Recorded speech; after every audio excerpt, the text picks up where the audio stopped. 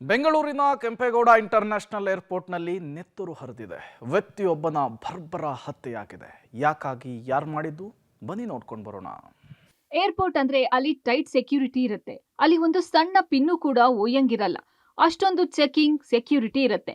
ಬೆಂಗಳೂರು ಏರ್ಪೋರ್ಟ್ನಲ್ಲಿ ಹೆಜ್ಜೆ ಹೆಜ್ಜೆಗೂ ಕಣ್ಗಾವಲಿದೆ.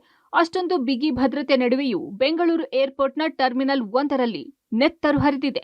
ಏರ್ಪೋರ್ಟ್ನಲ್ಲಿ ಕೆಲಸ ಮಾಡ್ತಿದ್ದ ಸಿಬ್ಬಂದಿಯನ್ನ ದುಷ್ಕರ್ಮಿಯೊಬ್ಬ ಚಾಕುವಿನಿಂದ ಇರಿದು ಕೊಂದು ಎಸ್ಕೇಪ್ ಆಗಿದ್ದಾನೆ. ಮೃತನನ್ನ ಮಧುಗಿರಿ ತಾಲೂಕಿನ ತಿಮ್ಮನಹಳ್ಳಿ ಗ್ರಾಮದ 45 ವರ್ಷದ ರಾಮಕೃಷ್ಣ ಎಂದು ಗುರುತಿಸಲಾಗಿದೆ. ಕೊಲೆಗಾರ ರಮೇಶ್ ಕೂಡ ಅದೇ ಊರಿನವನು ಎಂದು ಗೊತ್ತಾಗಿದೆ. ಅನೈತಿಕ ಸಂಬಂಧ ಶಂಕೆ ಹಿನ್ನೆಲೆ ಈ ಕೊಲೆ ನಡೆದಿದೆ. ಮೃತ ರಾಮಕೃಷ್ಣ ಏರ್ಪೋರ್ಟ್ನಲ್ಲಿ ಟ್ರಾಲಿ ಆಪರೇಟರ್ ಆಗಿ ಕೆಲಸ ಮಾಡ್ತಿದ್ದ. ಆರೋಪಿ ಪತ್ನಿ ಜೊತೆ ಅನೈತಿಕ ಸಂಬಂಧ ಹೊಂದಿದ್ದ. ಬಿಎಂಟಿಸಿ ಬಸ್ನಲ್ಲಿ ಏರ್ಪೋರ್ಟ್ಗೆ ಆಗಮಿಸಿದ ಕೊಲೆಗಾರ ರಮೇಶ್ ನನ್ನ ಸಂಸಾರ ಹಾಳು ಮಾಡಿದ್ದೀಯಾ ಎಂದು ಗಲಾಟೆ ಮಾಡಿ ಚಾಕು ಇರಿದಿದ್ದಾನೆ. ಚಾಕು ಇರಿದ ಪರಿಣಾಮ ತೀವ್ರ ರಕ್ತಸ್ರಾವವಾಗಿ ಸ್ಥಳದಲ್ಲೇ ರಾಮಕೃಷ್ಣ ಮೃತಪಟ್ಟಿದ್ದಾನೆ. ನಿನ್ನೆಯಷ್ಟೇ ಅನೈತಿಕ ಸಂಬಂಧ ವಿಚಾರವಾಗಿ ಫೋನ್ನಲ್ಲಿ ಜಗಳ ಮಾಡ್ಕೊಂಡಿದ್ರಂತೆ.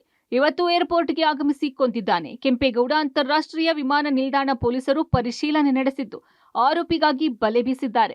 ಮುದುಕೃಷ್ಣ, ಪಬ್ಲಿಕ್ ಟಿವಿ, ಚಿಕ್ಕಬಳ್ಳಾಪುರ.